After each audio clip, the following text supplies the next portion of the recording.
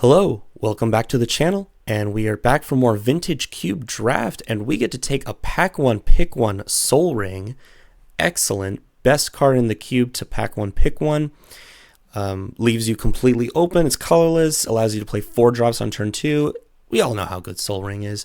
Other than that, there's Swords of Plowshares, Burst Lightning, and Flooded Strand as the next 3 best cards. There's Lion's Eye Diamond for combos. There's Adeline as a great mono white card.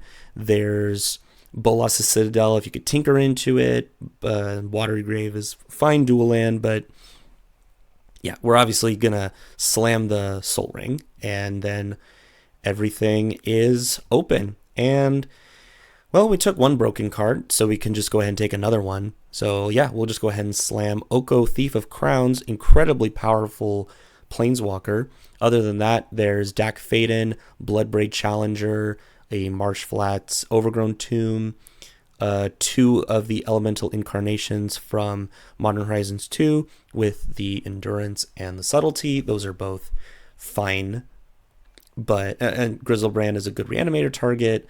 Blightsteel Colossus as a fine sneak attack target. Kind of funny that sneak attack and Blightsteel Colossus are in the same pack.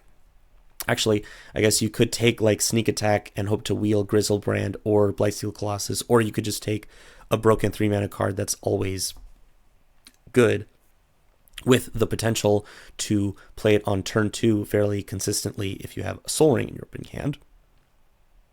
So yeah, I'm just going to do that. This is a great start. Okay. So now we have a choice. We can either go Elvish Mystic, Miscalculation, or Polluted Delta. I think I'm going to lean towards the Elvish Mystic because oftentimes in Vintage Cube, you're either doing like on a grand scale, you're doing one of two things. You're either doing like a fair thing or a broken thing. So Oko is a great card. Like, you could definitely call him broken in a sense if you play him early, but it is just like a really good mid-range card. It is not something broken on the sense of turn 2 flash in a I don't know, like a Torsten or whatever. Like, that's broken. That's completely insane. So you either if you're playing a fair deck, you either have to be extremely fast, which this is what I'm doing, or you have to have a lot of disruption. So I think if we maximize our chances of having turn 1 ramp into like turn 2 Nadu or Oko, then that will help to solidify ourselves as competitive in the Vintage Cube Draft. And so I think you saw in the last video, like, we had a fair mono red deck, or you could just be like really aggressive. Like, that mono red deck, it was like totally fine, but it definitely struggled a bit. It wasn't fast enough, and I think it kind of struggled in that sense. Like, it had the burn, but if it got stopped early or, you know, whatever. Now we have turn 1 Mana Dork or Soul Ring into turn 2 broken card, and that is going to be our strategy. Nadu, totally fine card on its own, but we're going to be looking for the combo pieces. We're going to be looking for Springheart and Tuco. We're going to be looking for not Shuko, but the can't remember what it's called, Lightning Greaves. And yeah, so we're going to go ahead and do that. There's a channel which I guess we could take. There's also Omnath, Haywire Might. Yeah, no fixing, but yeah, I guess we'll go ahead and take the channel. I guess that could also technically be something broken, like you go turn 2 channel into Emrakul, right? I mean, obviously the classic example. Go turn 2 channel into a big old Eldrazi, get a big old cast trigger, win on the next turn or that turn. And yeah, but really I'm taking this because there's not really another option. I mean, Haywire Might and Ghost Vacuum refine sideboard cards. But speaking of Flash, there's a Torsten. There is a Bristly Bill. I'm going to take Bristly Bill, mainly because Bristly Bill is a pseudo combo piece with Nadu. if you're able to just chain enough lands together, put counters on your board, go wide.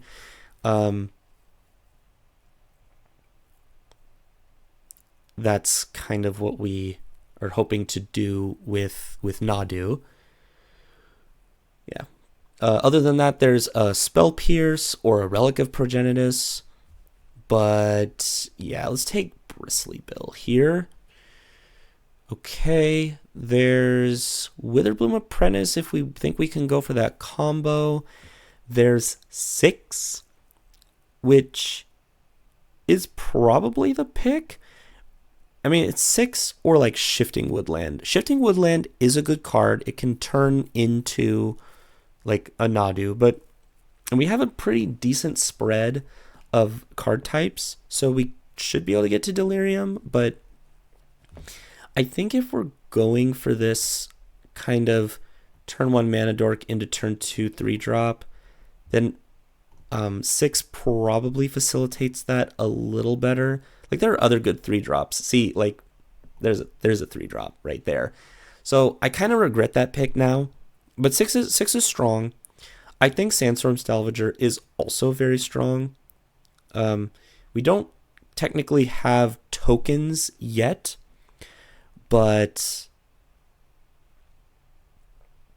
yeah, we should be okay. There's also Lava Spur Boots, which kind of technically sort of will combo with Nadu, except you have to spend mana to do this. So yeah, we'll take the Sandstorm Salvager. What did we wheel? We wheeled the Thornspire Verge, which could be used to splash red if we open up a Minsc & Boo. But there's also a Force of Vigor, which is a great sideboard card. Not really a main board card at all, but in the right matchup, it can be quite good. I'm leaning towards the Force of Vigor. If this was a Stomping Ground or like a Wooded Foothills or Taiga, I would take it instead, but yeah, we'll just go ahead and snap up the Force. We did wheel the Endurance, another pretty good sideboard card. We're pretty clogged on 3s though, so we definitely need to prioritize either like big broken stuff. Like, okay, you can channel into Blightsteel Colossus, but the problem is they just block with a 2/2. I'd rather take the Endurance as a really flexible, good mid-range card, and then potentially we could just find like Eldrazi or something. Okay, we'll take Terra Sunder here. Maybe we could find like a Bayou or something of that nature and splash the kicker, but really it's just nice artifact or enchantment. Hate Nissa is a good planeswalker, good to channel into, and Lethal Scene's a really cool card, but we're very much not set up for it. Guess I'll take a Razorverge Thicket. A couple of white cards. Wow, last pick, Shifting Woodland. Nice. Happy to see that. Didn't think that would be the last one. All right, so now what? We could take... we could either take Mox Diamond or Sowing Mycospawn. Rest in peace, Sowing Mycospawn in Legacy. I mean, Sowing Mycospawn just ramps us a lot. See, the problem with Mox Diamond in a deck like this is I'm going to be incentivized to play a low land count, like 15 or 14 lands, assuming that I see more of the broken mana dorks. Or broken, like the 1 mana dorks. So that's leaning me towards going for the Sowing Mycospawn. We also have the Soul Ring just naturally to produce the colorless mana, so we might be able to actually kick it for 6. And also we have the channel. Like this is actually a fair card to, like fair, quote unquote, card to channel into. So yeah, I actually like that quite a bit. So yeah, I'm gonna go ahead and take the Sowing Mycospawn. Ooh, all right. So now there's, I guess it's not really that much of a decision. We're gonna take the Mox Jet. We're just gonna try to go fast. But I was gonna say there's an Ulamog if we wanted to have our Eldrazi to channel into, but there's other Eldrazi. Obviously, Emrakul is the most appealing, but you know, any of them will do really. Other than that, there's Tireless Tracker, Usually a pretty good green card, but I'm not convinced it will be amazing in this deck just because we already have a lot of 3s and we don't have fetches. And obviously this really is good with fetched lands because you get 2 landfall triggers. Hoping we can wheel Once Upon a Time. I mean, we're cutting green pretty hard, so I'm hoping we get rewarded for it in the sense of we wheel this, because Once Upon a Time is just a great card. Really helps with the consistency of your deck. But yeah, even though this is an off-color mox, we're gonna snap that up. And then similarly, oh man, we have the Delighted Halfling versus the Hedge Maze. That's a very, very tough decision. I mean, they both kind of do the same thing in that they fix for our blue cards. Normally, I like taking lands, but I think in this case, I'm gonna just take the Delighted Halfling and really send that message where we really want to have a critical mass of turn 1 ramp. And that's the secret of this style of deck that we're building. So while Hedge Maze was like, obviously it's the perfect dual land, Surveil land to get some value, and then you can help cast your Oko and your Nadu. I mean, Delighted Halfling also does that, and it makes them uncounterable. And it's a 1-mana dork that can cast an Endurance on turn 2. Like, okay, and see, now we just follow it up with a Breeding Pool, and that's completely fine.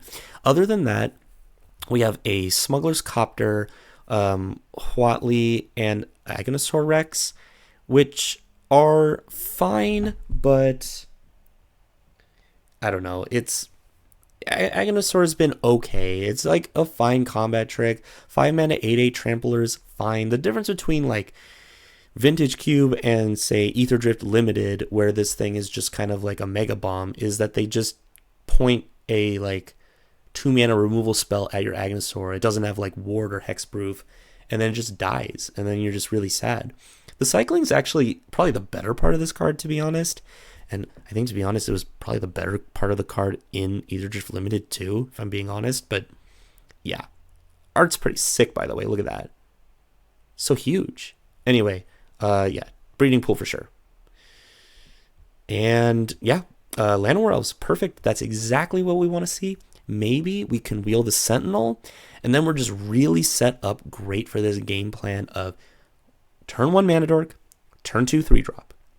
That's really what we're trying to do here. And it seems like we can get there. And obviously that kind of strategy, like, you know, will hopefully be set up in a way that if they kill the Mana Dork, or we don't see a Mana Dork in the opening hand, but we have like a nice 2-drop into 3-drop combo, it's fine. It's not the end of the world. But, you know, we're building a constructed deck. So we really need to make sure like we're set up like a standard deck that has 4 Llanowar Elves, or a Pioneer deck that has 4 Llanowar Elves, 4 Elvish Mystics. You just want to make that a part of your deck. I don't know if I'm saying that right, but you get what I'm trying to say. Okay, there's a commercial district, mainly if we find the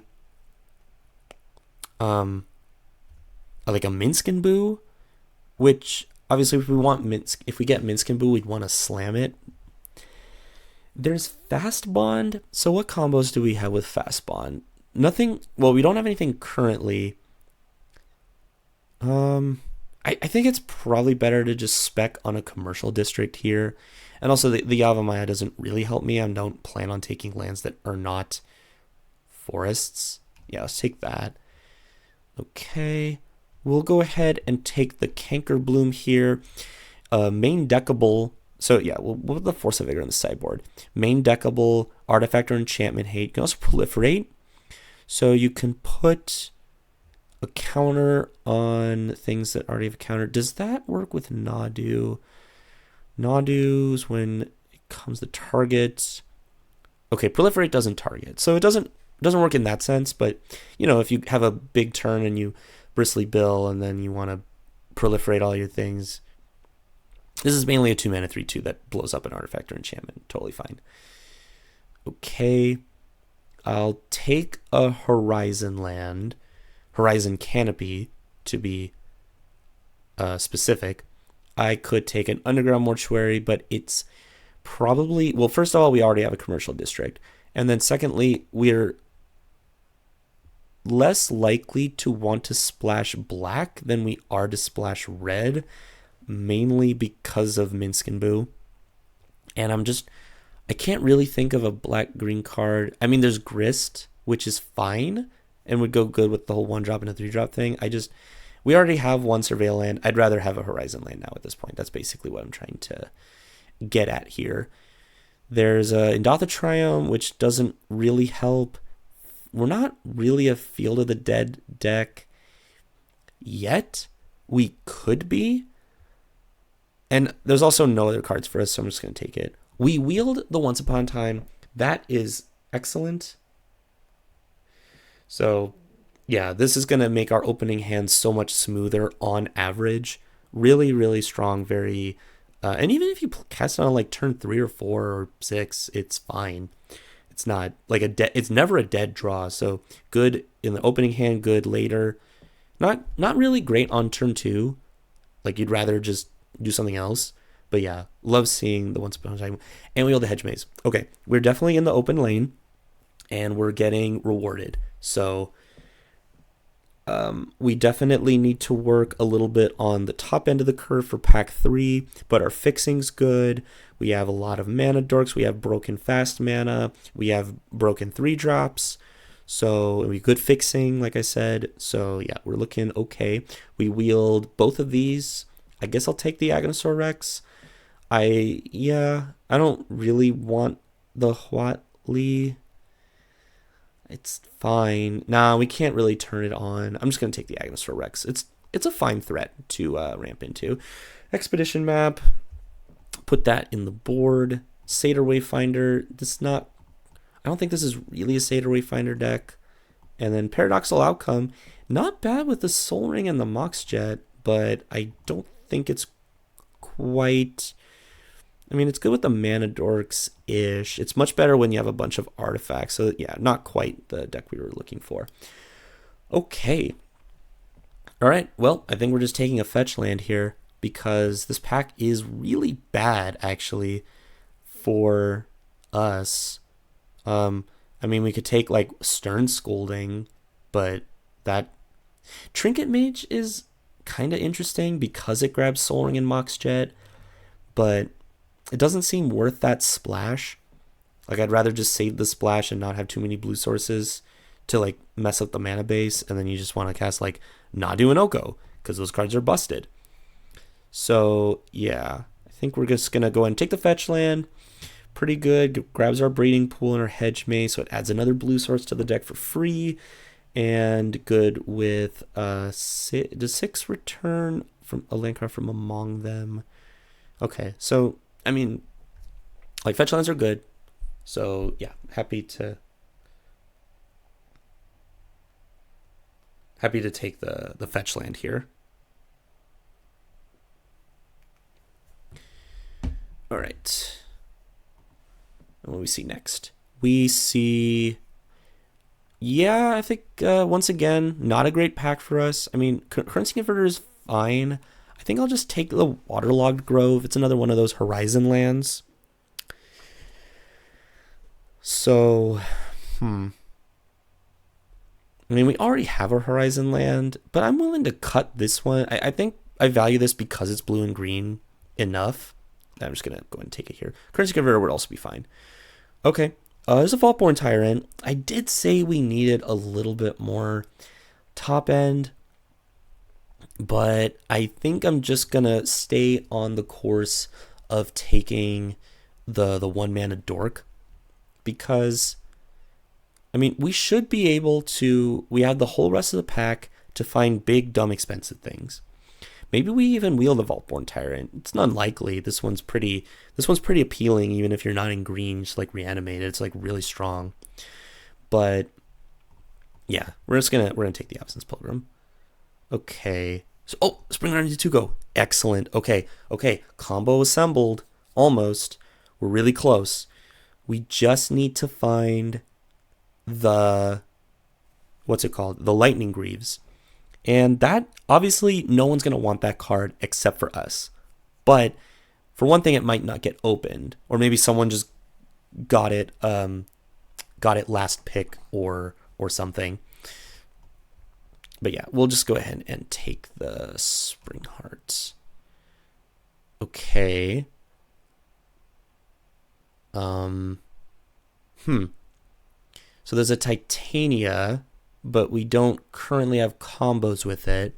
There's Natural Order, which can be used to bring out a green creature, but there's also Scythecat Cub. Scythecat Cub is another card that combos with Nadu. I think I actually take the Scythecat Cub. Plus, I mean, we've cut green so hard, no one else is going to want Natural Order anyway, so I'd probably wheel it. But yeah, let's take the Scythecat Cub. That seems good.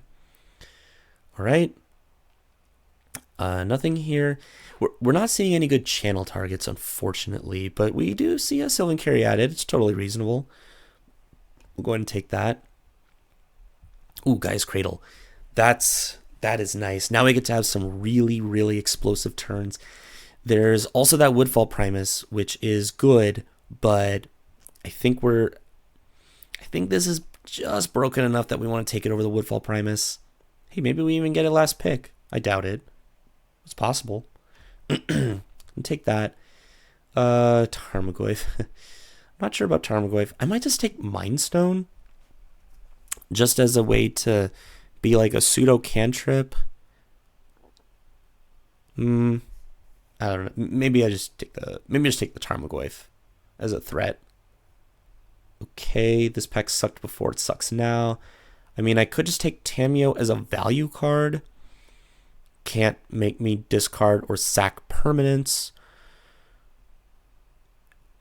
It's fine.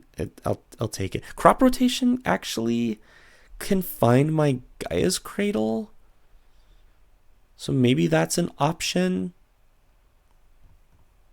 Crop Rotation finding Gaia's Cradle seems really good, especially for popping off. Okay, we'll try that. Elvish Reclaimer kind of does the same thing. I mean, I'm not convinced on these by any stretch.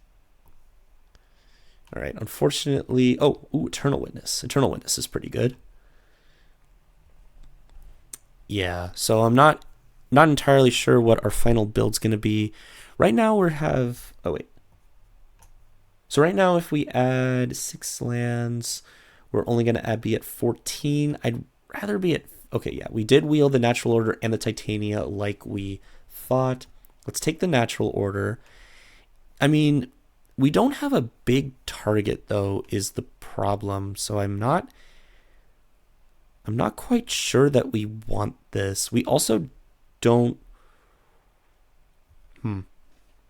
No. We have technically 2 ways to enable enable Nadu with the Spring Heart and Tuco out. That being the Bristly Bill and the Sylvan. No, I think this is actually completely fine. Nexus of Becoming, because we could channel into that, and it's like not embarrassing. Okay, so technically Natural Order can find Nadu if we think of it like that, like it's another copy of Nadu. I don't hate that. Like, okay, we can cut the Tarmogoyf for sure. It's just a little too small ball. It's kind of ironic. We can cut the Cankerbloom and just bring that in on sideboard. We could cut the Sandstorm Salvager, but I don't want to go down too much on the 3-drops because, again, we're trying to go 1-drop into 3-drop. We could also side in the... Yeah, why don't we just have like a really, really, really good sideboard plan against an artifact deck? And then we just run it like this, I think. So if we run... Oh, wait, no. We will not run the commercial district. That's... Yeah. Okay, so let's see. And we're gonna be making so much mana on average that I want both of the Horizon lands. So let's see, if we do this, we have 8. 8 forests, 15 lands, plus the Mox Jet, plus the Llanowar Elves, plus all of these mana dorks, and the Once Upon a Time. So yeah, I mean, Natural Order, it's not getting anything. It's not getting Craterhoof. It's not getting a Woodfall Primus, which we could have taken. But, and also the channel is, it's fine. If we can make enough green mana, we can kind of do a lot of things, but we didn't get any Eldrazi, unfortunately. So channel and Natural Order, not at their strongest here, but in terms of their combo potential with like the Nadu, I think we're fine. So yeah, we're just going to go ahead and add 8 forests, save the deck. All right, we're playing against Merry Goat. So yeah, let's take a look at the opening hand. This hand looks great, and we are going to keep it. Wow. Turn 1, Bristly Bill or Scythecat Cub. I don't know which one I want more. Oh, get the chat and game log there. Okay, so we'll go Mox Jet, Soul Ring, land, and then one of these two. Probably the Scythecat Cub, not Club. Yeah, we'll go Scythecat Cub, just because we'll use it as the removal magnet, because I think I'd rather play the Bristly Bill next. Okay, yep, Solitude. Solitude, get rid of balance. That's fine. All right. So next turn, we get to go Bristly Bill plus Hedge Maze. Yep. So we'll go Bristly Bill. And we can't Sowing Mica Spawn this turn. Yep. Into Hedge Maze. Trigger the Bristly Bill to put a counter on it. Surveil into... We don't need the Llanowar Elves.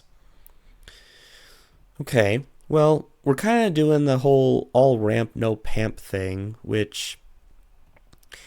You know, we're like one Nadu away from popping off. So, or like anything we could find. They got a Tundra. Mana's good. Some kind of Jeskai control deck. Teferi. Teferi's good. See what they do. They're going to bounce the... Yep, they're going to bounce the Bristly Bill. That's fine. Totally reasonable. So, let's go to our turn. There's a Wooded Foothills. We'll save that. We're definitely going to take this opportunity to take them off of red. So 2, 3, 4, 5. Yeah.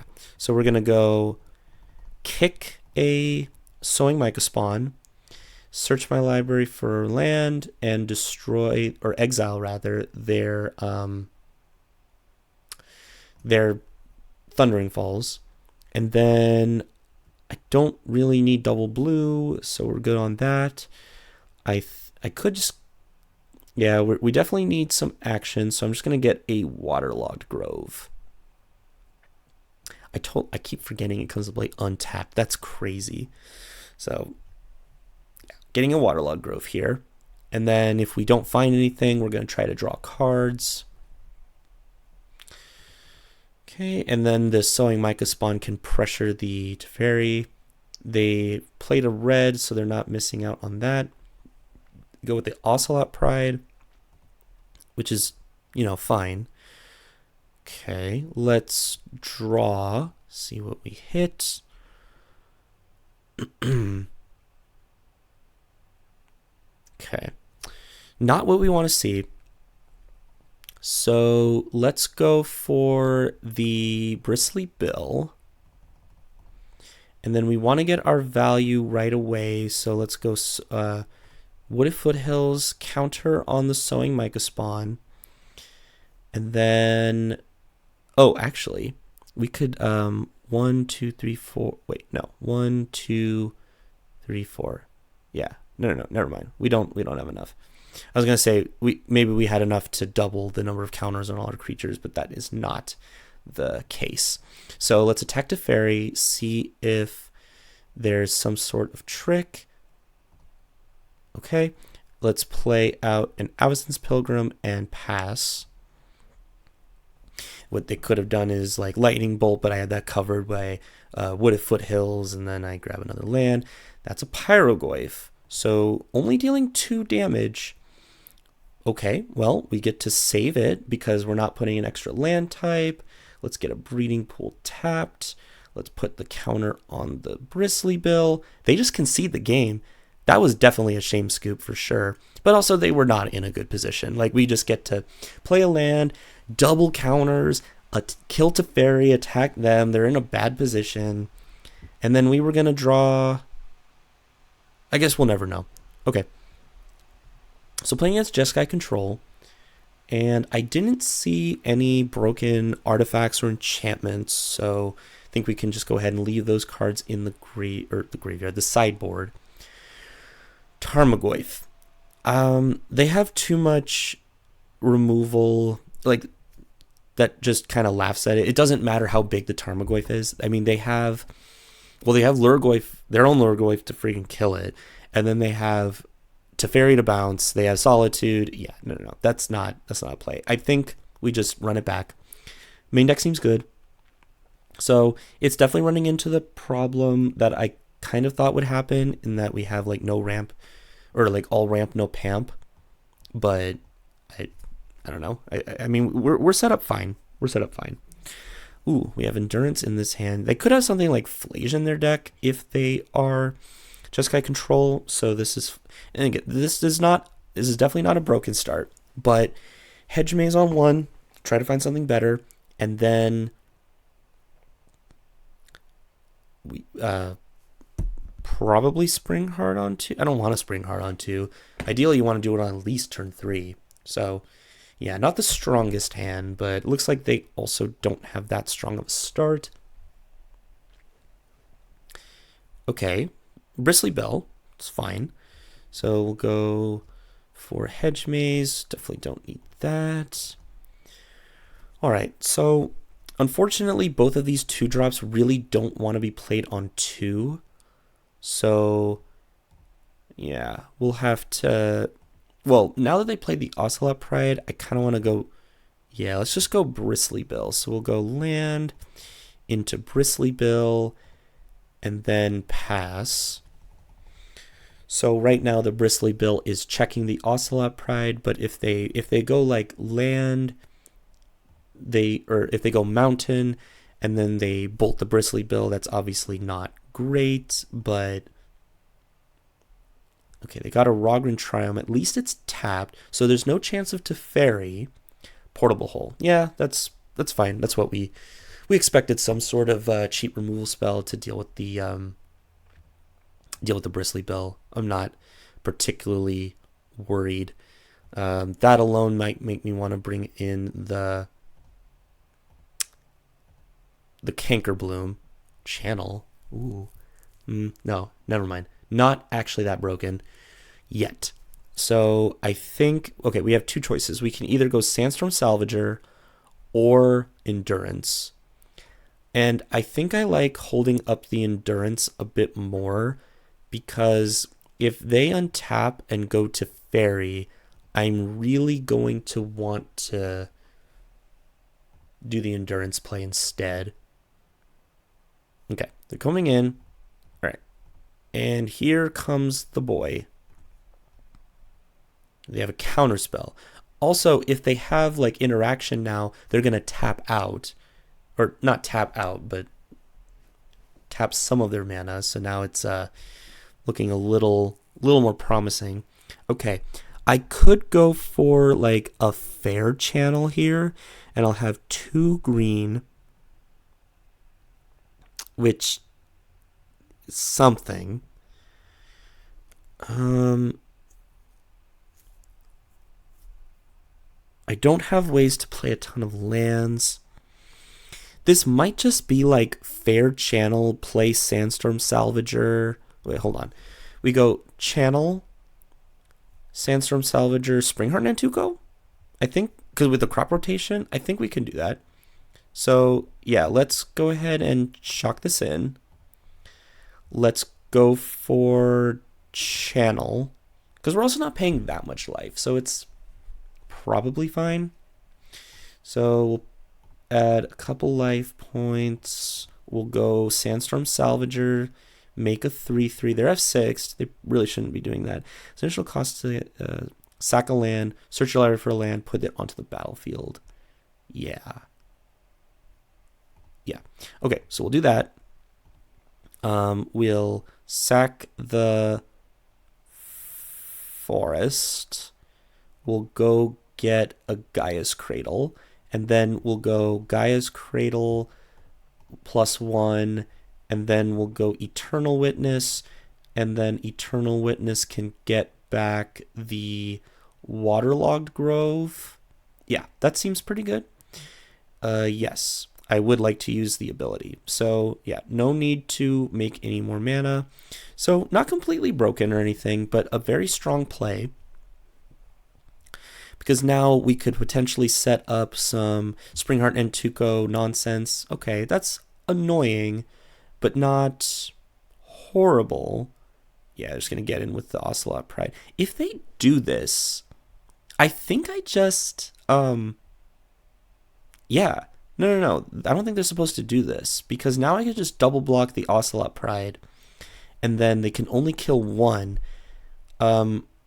I think they're going to kill the Eternal Witness, if I had to guess. But yeah, now they don't have that anymore. They left the Eternal Witness. Nice. Okay, great. So let's maximize our mana. So we'll start off with the Llanowar Elves, and then we'll Gaia's Cradle, and then Springheart. Oh, wait. Hold on. Hold the phone. Because if we go Springheart and Tuco on that... Yeah, never mind. So we'll go Springheart and Tuco, bestow onto the Eternal Witness, and then we'll go ahead and go for a land drop, and then we'll let that trigger... Oh, never mind. Why did I think that I'd be able to... I was thinking about making the insects, but never mind. That's okay. So we're going to make 2 mana. Yes, we are going to do that. And then we get to Eternal Witness back the Sandstorm Salvager. Yes, I would like to use the ability. And then I don't really want to attack. I kind of should. Yeah, I think this is about the most value that I'm going to get off of the Eternal Witness like thingy here. So now I'm basically asking them to trade with the Palace Jailer, and I think we're okay with that. And then we're still left with a Springheart and Tuco out. So I'm not particularly worried. We can try to take back the Monarchy next turn potentially. Witch Enchanter. Oh no. Well, there goes the Springheart. Well, okay, at least we knew that the Springheart was going to die either way. I mean, we're still in a good spot. Kind of, except they're drawing a lot of cards. Don't like to see that. Elvish Reclaimer. Okay, that's not bad. So let's add a lot of mana. So let's go 1, 2, 3. Go Sandstorm Salvager. Make 3/3. And then we'll go Elvish Reclaimer. And then we'll add 5, just casual, add 5 mana, and then draw a card. Big draw step. Yeah. Unfortunate. I mean, next turn, obviously, that'll be good, but we don't get to do that now. So, could I have done that differently? Yeah, I guess I didn't have to play the Elvish Reclaimer. That's all right. Let's attack with the Eternal Witness. They're just going to trade with the cat. I mean, it's fine. The more we can whittle away the board, the better. Oh, never mind. That was a token, huh? Sandstorm Salvager would have worked well with the token. Ooh, Teferi bounced the Golem. Yep.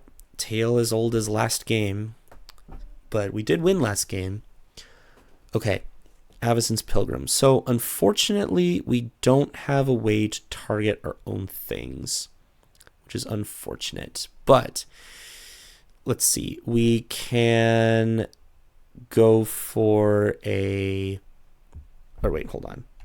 Let's go Avacyn's Pilgrim. And then we'll go for a Nadu.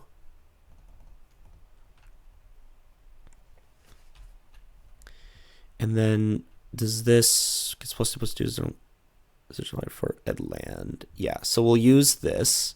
We'll sacrifice... Oh, wait, hold on. Cancel, I guess. Sacrifice this forest. Put... Could go Shifting Woodland. If we go Shifting Woodland and we draw a land... Oh, but we can't... Yeah, no, never mind. We can't, like, target all the things with Spring Art and MTGO. So, yeah, let's get... Actually, Horizon Canopy's probably better on average. Like, if we draw... Okay, well, Bristly Bill's gone. And then... So we only have the Scythecat Cub in the deck that we could potentially draw. Yeah, I think we're just going to go ahead and play it safe. Get a Horizon land. No big deal. Totally fine. Hopefully opponent does not have some sort of like board wipe. It would be a lot better if they just have like a single point and click removal spell. Like, it's not great, but... Okay, just passing. They're just attacking. Okay, this obviously means they have some sort of board wipe, which is really, really unfortunate. But yeah, it's probably like a Sunfall or a Wrath of God or something. So yeah, might as well just get it out of the way. Wrath of God. Sunfall. Teferi. Oh, okay. That's not too bad. I mean, it's bad, but it's not Wrath bad. Oh no, is it Balance? Oh, it's Balance. Oh, it's gross. Yeah, that's disgusting. Well, they lose a lot of lands, I guess. Yeah, that's pretty devastating. And now they're just left with these two Planeswalkers taking up and the Monarchy. Yikes. Pretty sure we can't come back from that. I mean, I could take like a couple draws, but it just seems so unlikely. Draw into Soul Ring. Yeah, I mean, I'm not gonna bother to keep going with that one.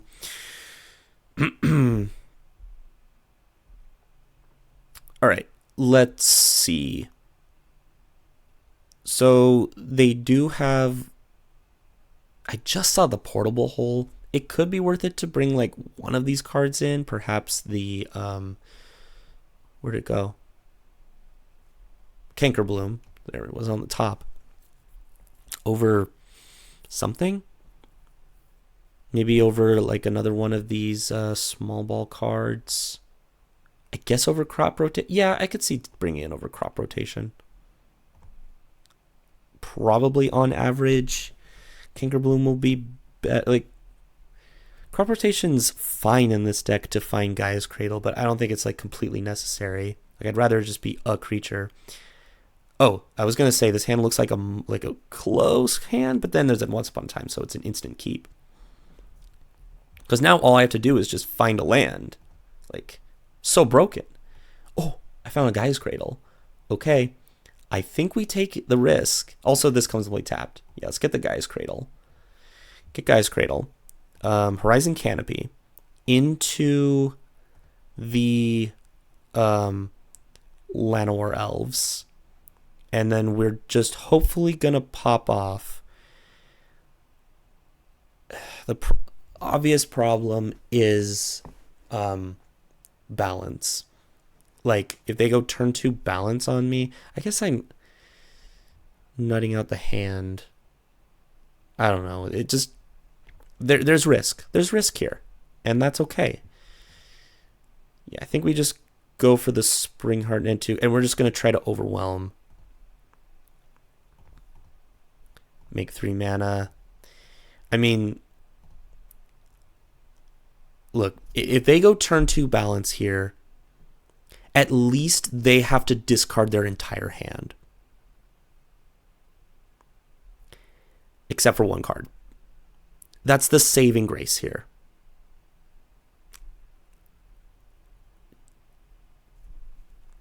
Moment of silence for my board.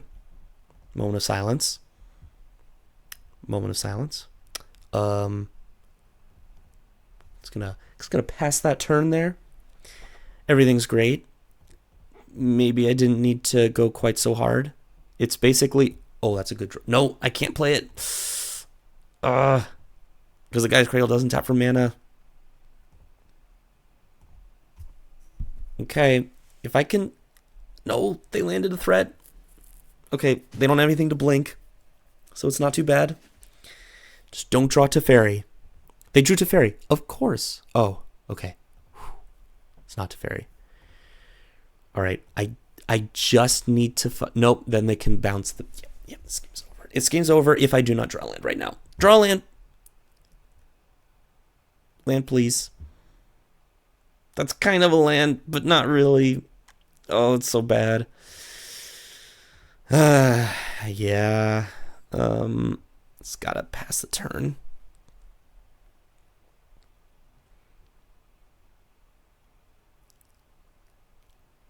Definitely not looking great here.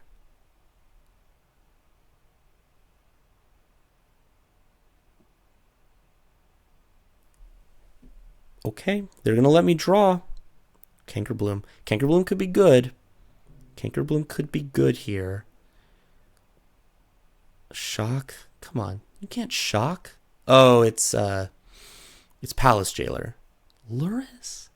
Luris? Oh, gross. Disgusting. Luris into Portable Hole? Oh, man. Oh, now I literally can't tap for mana. Oh, I can't tap the Gaia's Cradle. Wow, that's disgusting. I mean, sure. Doesn't matter. This thing's a 5/5 now, or 4/4. So, I mean, we're going to play it, and we're going to get a we get a Hedge Maze. I guess that's something. Or we could, no, if we get the land, and then play out the Cankerbloom. That's an option. I think we just need a Hedge Maze. I think we just need to try to find something good here. Get out. Yeah. Yeah, because if I gotten a Forest or something, I could have just played Cankerbloom. But yeah, I don't think that's going to be where we want to be right now. Whoa. Oh, I see. Right. I forgot they could do that for 679. Yeah. Yep. That's a game loss. All right, we're going to get the Sowing Mica spawn back. Oh, you have more? Sure. Wait, what? That's not even good. What are you doing? All right, I have this draw. Big draw step. It's actually not bad. That is not bad. So we'll go for Cankerbloom, and then we'll just pass. I mean, it's not great, but it's not horrible.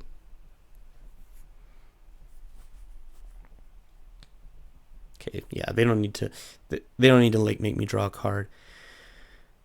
Okay. Well then, that did not go as planned. This hand has the strategy, which we've been alluding to several times. So yeah, we can go turn 1 Middle Elvish Mystic into like Endurance or 6, and then we can go hedge. Yeah, there's a lot of stuff we can do. Nothing crazy, but it's completely fine.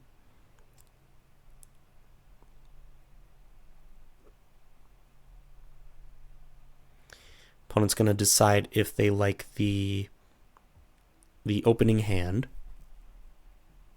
I like my opening hand. It's completely reasonable.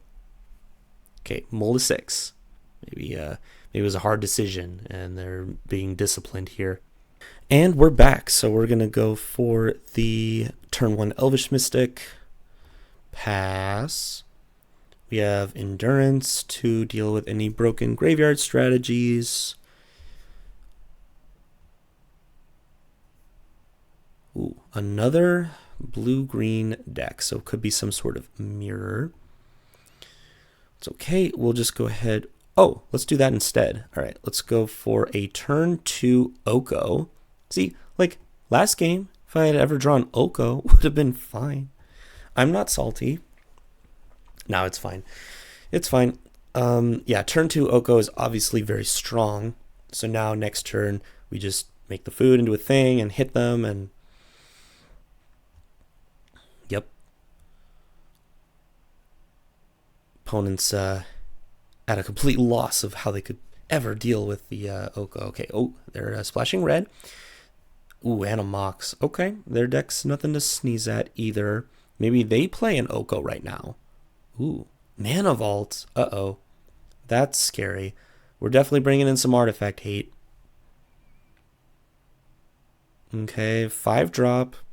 Not. Bloodbraid Challenger can pressure the Oko. And then they might hit a burn spell. Let's see what they hit. Questing Beast. Oh my god. That's insane. Well, goodbye, Oko. Dang. That's a game loss. There's no way I come back from this. What? Oh my goodness.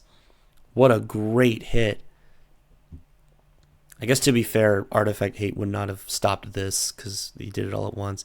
Yeah, you don't have to attack Oko. You can attack me, buddy. Oh boy. Yeah. Goodbye, Oko. You fought well. You were there on one turn. Oof. Hey, sometimes turn 2 Oko is just not good enough. Alright. Elvish Reclaimer. That does not do anything. Let's go ahead and Hedge Maze to start. And Mox Jet, you're a little late there, buddy. And then...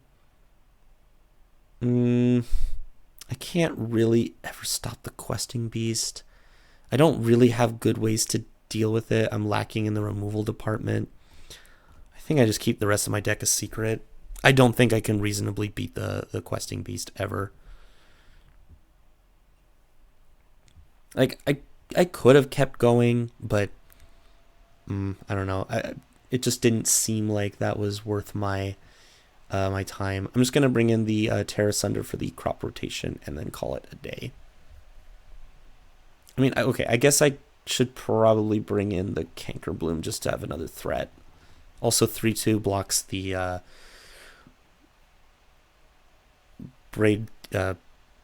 blooded braid something or other. I already forgot what it's called. Bloodbraid Challenger instead of Bloodbraid Elf. Okay. So this has like 2 of the combo pieces, and it has a Sowing Mycospawn.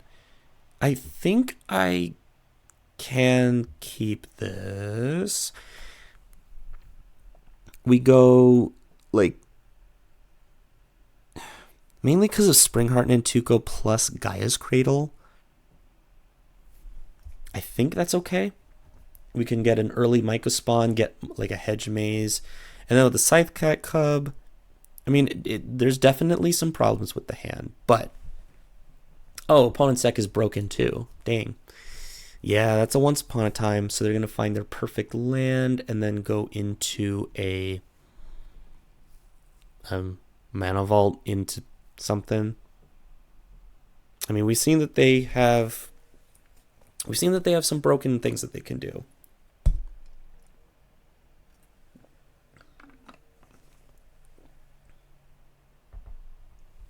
So, oh, they're really in the tank. Which one of their bombs are they going to get in their hand?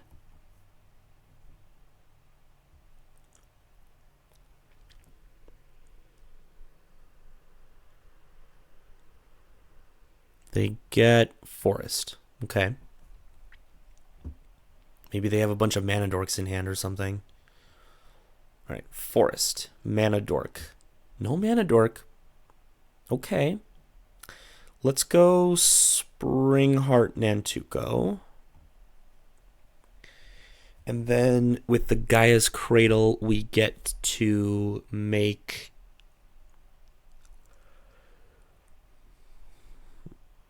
We'll have... how much mana? Oh, I can go Scythecat Cub into 6. That's pretty strong. Alternatively, we could go Sowing Mycospawn. Okay. Well, they're using it now. Let's see if they have a removal for the Springheart into... Oh my god, that is a Walking Ballista. That's... Okay. That's not great, but we do have the 6 follow-up. Okay, Once Upon a Time, a little late there, buddy. I think we just go land 6. And then hopefully the opponent will not have removal for 6. And then I can go... I could definitely do a lot next turn. So, of all the things that they could have spent their mana on with the Mana Vault, Walking Ballista, definitely good in that situation, but I'm still not in that bad of a position. Plus, with the 6, we get to get some mill value. We get to get land drops. Oh, they're also a Nadu deck. Okay, so that's a big, big, big problem. Now I can't just attack. There's a Mox Jet. I could retrace this Springheart Nantuko, but I don't want to, not at the cost of my Gaia's Cradle. So how do I want to do this? Well, I can cast Mox Jet, and then I can go for Scythecat Cub. Well, I could go Sowing Mycospawn into Gaia's Cradle into Scythecat Cub, but I think I'd rather do it the other way around just to be able to get a counter on 6. So we'll do that. Actually, it's really 2 counters. Oh, wait. Oh, we double the number of counters on the creature too. Ooh. All right. We're cooking. We are cooking. So we'll go Gaia's Cradle. Put counters on 6. And then we'll add all the manas. We'll cast Sowing Mycospawn. We'll go ahead and search for a Hedge Maze. We'll put a counter on the 6 and then put counter... So you... Wait. Ooh, Eternal Witness. That seems good. Oh, you double the number instead. Oh, okay. That's not as cool as I thought. I thought you put the counter on and then double, but that's fine. We'll go ahead and mill, and we did not return any lands, which is unfortunate. I also didn't realize that, fully realize that I'd be milling the cards. I probably should have milled the Eternal Witness, because like I can get the retrace value, but then I gotta go one deeper. So, unfortunate. No worries, though.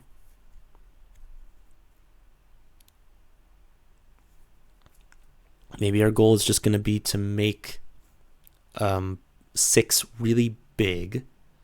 We can also draw a card with the Horizon Canopy. So as long as they don't find... I mean, I gotta assume if they have Nadu that they have the I keep forgetting the name. The boots, you know, the lightning greaves. Yeah, lightning greaves. So I gotta assume they have lightning greaves. If they play lightning greaves here, that's okay. It's just a Palantir. That's fine. Not a big deal. Okay.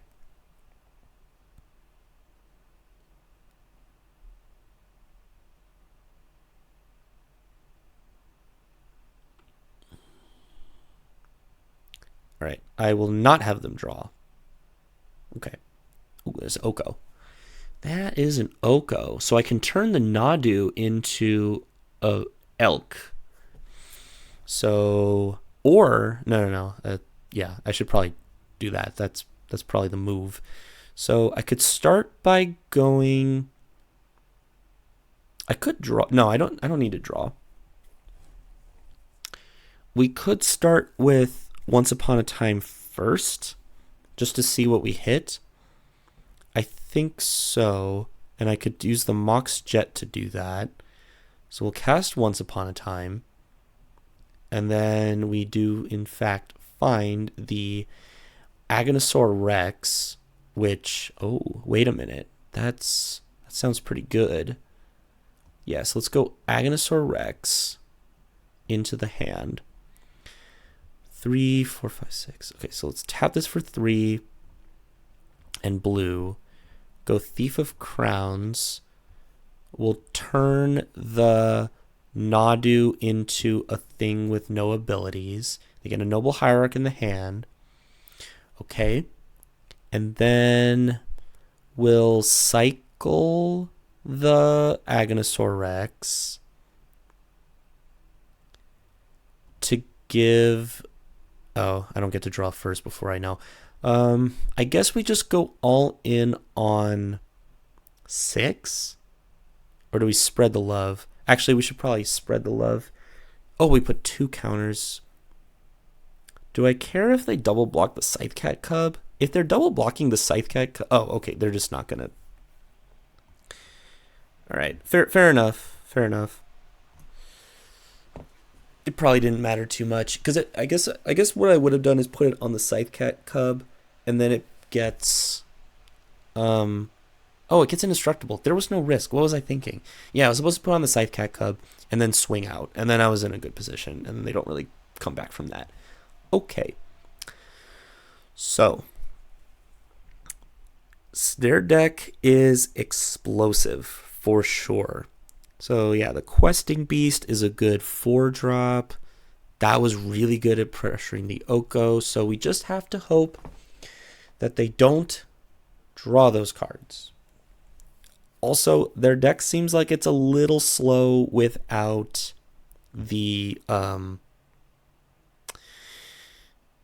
vault. All right, this hand looks great. We get to go. This is a turn 2 uncounterable Oko, which is good.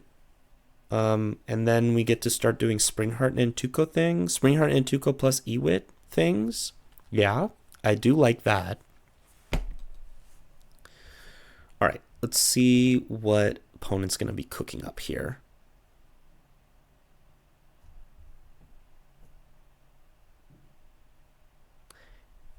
It's pretty good. It's pretty good. Get to smooth out those draws. I can only hope that I will draw my Once Upon a Time off the top. That would definitely be the best draw.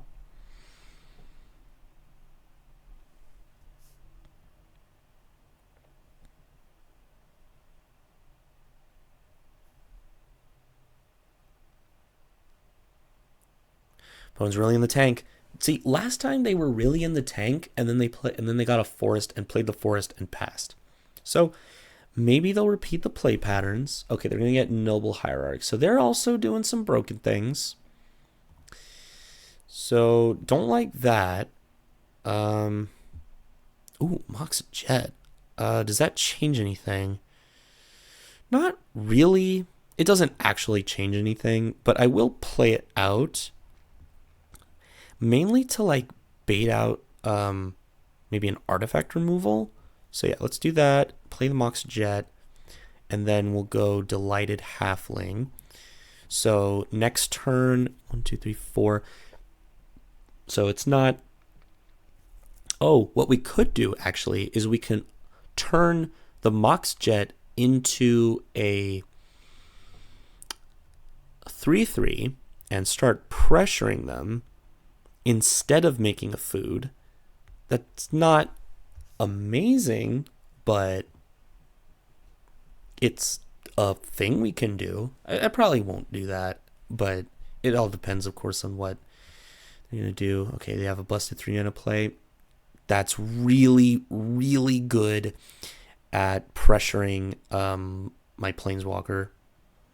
In fact, I think I just have to... if I just uptick and turn it into an elk, it's actually not that bad.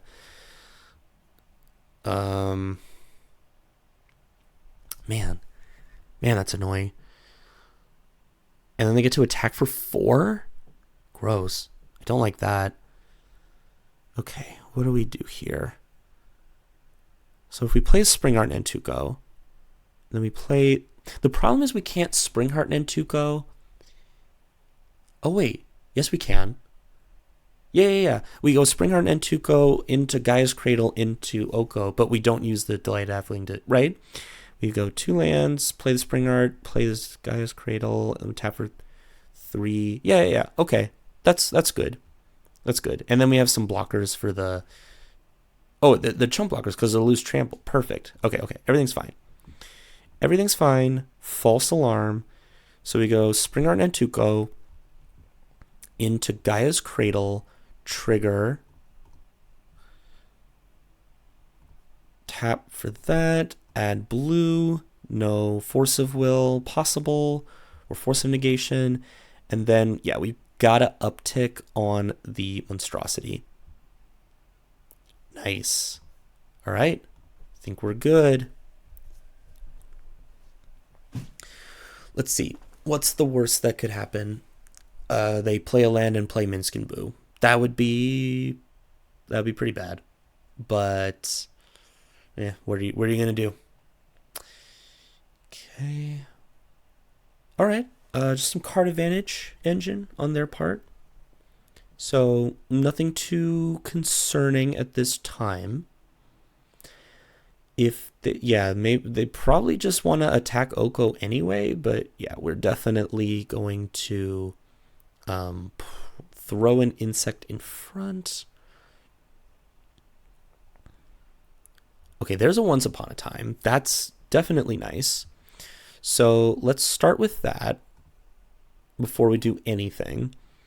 Okay, what do we get? We get not much. Womp womp. But that is fine. So we can get, I suppose, a dork instead of the land. Yeah, let's just get a mana dork. Not the best hit, obviously. So now we'll go ahead and play out the Horizon Canopy, and then we'll play out the... Oh yeah, we can do all of the things, right? So yeah, we can go Mana Dork, and then we'll add 4 mana, and then we'll go Eternal Witness, and then we'll get back the Once Upon a Time, and then we'll recast the Once Upon a Time. All right, now we're talking. Now we got some good stuff here. They're going to draw cards, so it's not as important to get them off of mana. I also don't have colorless, so it doesn't matter. Yeah, I'm pretty sure we just get Agnosaur Rex. So we get Agnosaur Rex, and then I could exchange control of things, but that doesn't seem great. I guess we just make a... Actually, I think I'm going to turn this insect into a 3/3, just so it blocks a little bit better. Because that's a way I could see losing. Like they just play like a big dumb trampler. I'm also going to want to block Questing Beast if they play it. And this... I just make a couple things at 3/3, and then at least I can trade it off. Not great, but It's better than nothing. Opponent has 5 mana, and they paid 4 life to keep a card. So must be good cards. Not quite sure what they do here.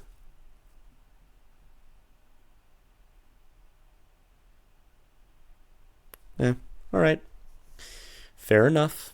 At least they can't cast the actual Bone Crusher Giant side. Okay, now we just kind of ride Oko to victory, essentially. They're going to attack. I'm willing to trade it off at this point. I guess technically Eternal Witness has less value. So yeah, let's trade it off. We're about to play an Aganosaur Rex, and then hopefully they can't deal with it. And then it's just really, really big. Okay, they have something else they want to play. Palantir. Okay. Yeah, it's fine. I will just mill the card. I mean, hopefully they don't have a Emrakul. Oh, it's Nadu. Nice. Oh, I can blow it up. Perfect. Okay, let's make sure we have enough mana for all the things we want to do. So we can make the Mox Jet a creature, and then that's equal value on the Gaia's Cradle. Let me just make sure we're doing this right. I really want to blow up, I think, the Sylvan Library. Oh, they're both kind of annoying. Well, anyway, in any case, it's... Oh, I can exchange control, actually. That's really interesting. It does put Oko at a little bit of risk, and it gives them another mana, but they only have the 1 card. Actually, yeah, I'm going to do that. Oh, never mind. I thought I could exchange control with an artifact. Never mind. That is not it's not what we want to do. So yeah, let's turn the Mox Jet into a creature. And then no, we have just enough mana to do everything. No, we have plenty of mana. So then we'll go Canker Bloom. And then we'll play this land. We'll play out the Aganosaur Rex. And then we'll sacrifice this to destroy the Sylvan Library. And then we'll attack. All right, and that is enough for them. All right, we're playing against D Bronx 1, and we won the die roll, so we'll go first. Okay.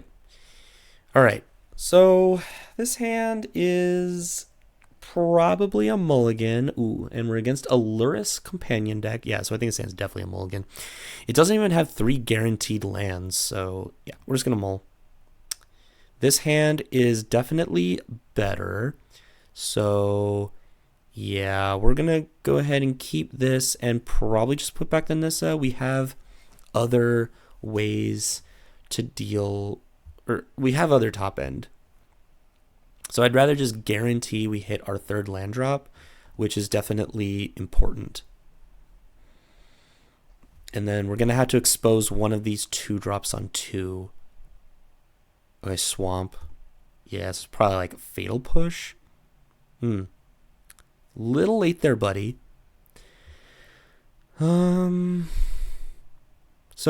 next turn, if we untap with Elvish Mystic, and then 2 lands, we get to go both? I guess that's... It's probably better... It's probably better to expose one of these. I think it's better to expose the Bristly Bill, because it has the higher upside if we do get to untap and just like immediately grow it into a 3/3. But also, we have 2 of this kind of effect in the deck. We have Bristly Bill plus... okay, well, it died.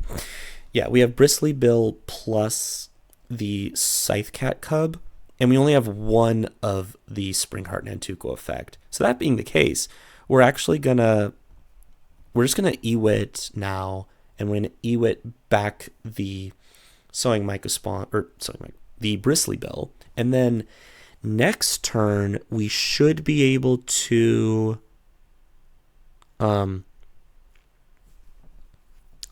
Nantuko and then make a copy of Eternal Witness. If we want to do that.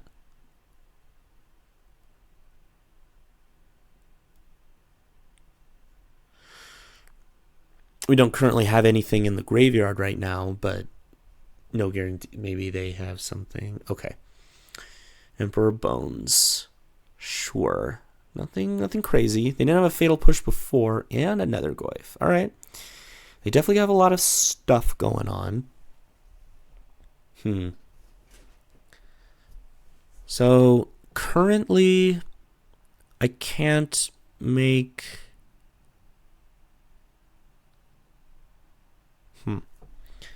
Currently, I can't get anything back from the graveyard. How do we want to do this? If we Springheart Nantuko, if we bestow onto the Eternal Witness, then yeah, I think like we don't have to pay for the landfall ability. We could just get the insect and then play a couple of 1-drops, I suppose. Alternatively, we could go Bristly Bill, get a counter. It's like, do I care more about bodies or counters? And I think the answer is bodies. So yeah, let's just cast this with Bestow. And then we're going to go land, drop, and we're not going to pay. And then we're going to go land, Elvish Mystic, land, Delighted Halfling. So now we can really set up next turn for, hopefully we can like draw into something, or even just drawing into like another land, and then the Bristly Bill can put some counters on things. Man, they're really hating on my graveyard. Okay, they have a lot of 2-drops. So I don't know. We're kind of just going band for band here.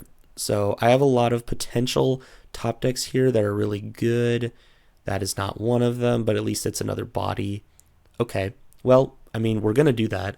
So, oh wait, how much mana do we have? 1, 2, 3, 4, 5. 1, 2, 3, 4, 5. Yeah. So we can go Bristly Bill, and then we can go Shockin' Breeding Pool, pay 2, and then put the counter on. Do we just make the Eternal Witness a removal magnet, or do we spread out the counters? This Amp Drafter is kind of annoying. Yeah, I kind of like diversifying the threats. So yeah, we'll go ahead and put it on the Delighted Halfling. And then we're going to pay green and colorless to get back the Waterlogged Grove, which now we can kind of do that over and over again. So that's the goal here. Still no attacks. So our goal is to just go wide, draw cards, and then if we draw Nadu, we pretty much get to pop off, and it's really difficult for because we have the combo like in place. We have Bristly Bill, a retraceable land, and Springheart Nantuko. So we are able, in a sense, to combo off if we get the... Oh, there's the Nadu. That's natural order. Okay. So the problem is they can Lion Sash away the Waterlogged Grove. So I don't know. It's still definitely 100% worth it. So let's see. Let's tap these for manas. And then we'll go natural order. We'll sacrifice the insect. And then we'll go and get Nadu Winged Wisdom. Okay. And then hopefully we can, okay. let's Waterlogged Grove. Let's do that second. So let's go Bristly Bill, target, I guess, Nadu? Yeah, let's target Nadu. Nadu will trigger. Let's see if we get a land. If we get a land, we can go again with... Oh, they're just going to concede the game. Oh, man. This is the fun part, though. This is the Nadu combo. Man, opponent's not having a good time. Maybe they just don't have removal or something. Because I was going to say, if we can... whatever. It's fine. So we're playing against a Lurrus deck. So probably the Tarmogoyf can come in just as, like, on average, a fairly large scalable threat. Or really a defensive piece to block against all their 2/1s and their 1/1s and 1/2s and junk like that. I can bring in the Canker Bloom for a similar reason, except it also kills the Lion Sash, which I could see being a problem. And then we can bring those in. We can once again take out the crop rotation. It's just not worth it. And these all help us go bigger, so we don't want to cut those. What do we cut? We can cut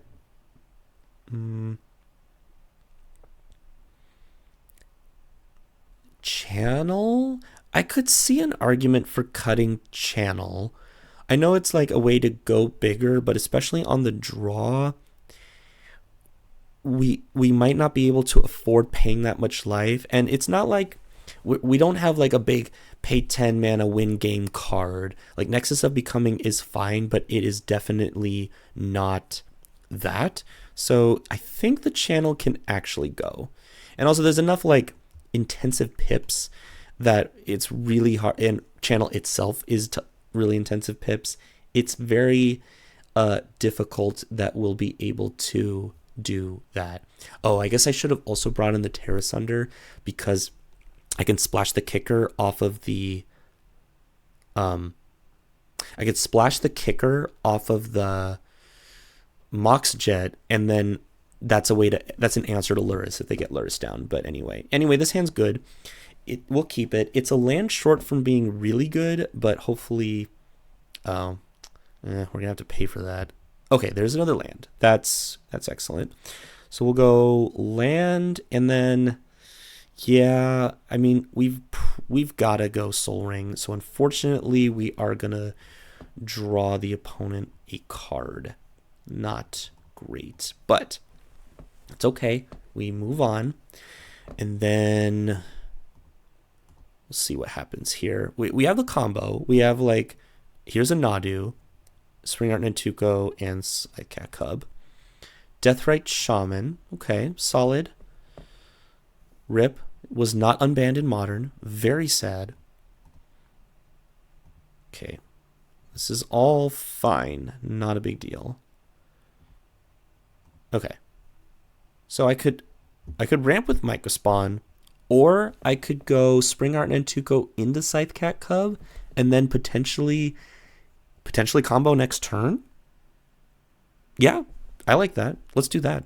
So again, I'm going to value the bodies more, so we're going to cast Spring Art Nantuko, and then we're going to, I guess we don't need to expose ourselves to Wasteland, so we're just going to go Forest. And then we're going to go Always Yield. And then we're going to cast a Scythe Cat Cub. And then, yeah, next turn we are looking good to at least attempt to combo. I mean, we'd have to go like land in a row. It's not... Okay, what do? They exiled and drew me a card with the Baleful Mastery. That's totally... that's totally fine. So now what? We could go Sowing Microspawn this turn. I'd rather just wait. I mean, we can still just go Natural Order into Nadu, and that's... Yeah, I think we still do that. So yeah, let's go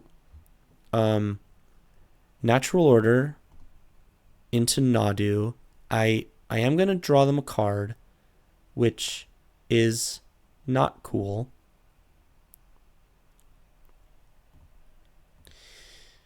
See if this resolves. Do they have something? Okay, cool. Let's get Nadu. And then let's immediately play a land, trigger the Scythecat Cub, target the Scythecat Cub itself, trigger the Scythecat Cub. Okay, we get another trigger. We'll target the Scythecat Cub. Okay, wait. If it's the second time, it's resolved. So, yeah, we might as well just put them on each other. Okay, we hit the Once Upon a Time. Okay, and then that happens. All right, and then we'll attack for 4. Right, and then we'll play out a Tarmogoyf, only a 2/3, but again, look, 1/1, 1/2. So the Tarmogoyf is doing a good job at holding off the board. There's only 2 card types in graveyard, and then the opponent can mess with that. So they can shrink the Tarmogoyf, which is a little annoying, but I don't know. We're in such a... Oh, okay. Yeah, let's sack the Tarmogoyf now. I'd rather keep my more powerful cards. I think we could just keep going all in on the Scythecat Cub. That seems to be a good strategy, because the Nadu always gets in. This has trample, so we might as well just grow that. Okay, yeah, let's just play a forest, target Scythecat Cub. We get another one, target Scythecat Cub. This is absolutely disgusting. 2, 3, 4, 5, 6. We'll go cast this with Kicker. So search for a land, exile there, and they concede. Yeah, they weren't coming back from that. All right, so we did get to do some Nadu combos. We just lost that first match. The opponent had a lot of good interaction, good controlling game. We played right into their turn 2 balance, and then it became a top deck war, and we didn't win, but that's okay. Got the 2/1. Deck was sweet. I love Nadu combo decks, especially in Vintage Cube. They were quite fun. This deck was great, fun to pilot, and thanks for watching.